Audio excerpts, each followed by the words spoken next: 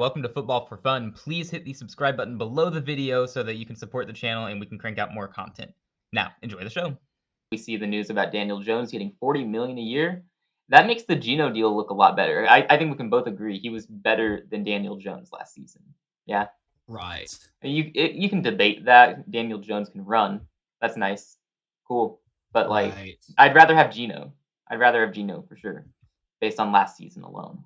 I would agree. Yeah, I think Geno. First of all, I'm just happy for Geno. I'm happy for Oh Daniel yeah, Jones as well, but for Geno, he sucked in New York and he had bad coaching. He was made fun of, and now he's just in Seattle.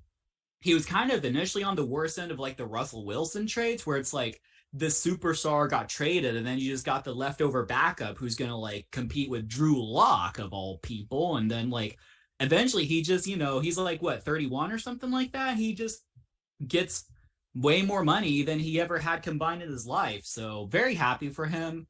I would say that, I think Geno was fairly paid. You could maybe say he's a little bit overpaid, if you want to really nitpick, but I think the Seahawks got a good one. I don't, and there is always a chance that's just some one hit wonder or whatever, but I feel like he's going to be decent. yeah. And As the details of the contract came out, it seemed like they could get out of it pretty early on if they need to. Like if he's bad next season, they can move on, draft somebody. So right. I think that's a good contract for them. But the Daniel Jones Yeah. contract, I don't like that at all. No, No. because here's the thing. And we did get some comments when we made our shorts. So we do have to take the incentives into account, which I do agree with.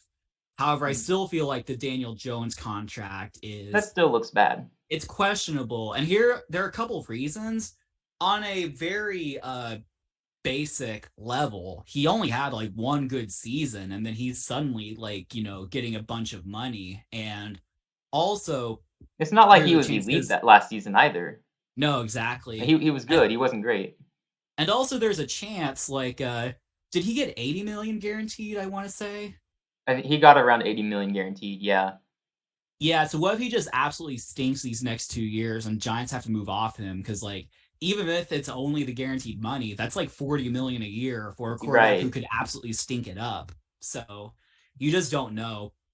I mean, yeah, I don't know. I think I guess franchise tagging was better, but you could also I don't know, because Brian Dable, you would think he could probably develop another quarterback if he Right. really, really I needed to.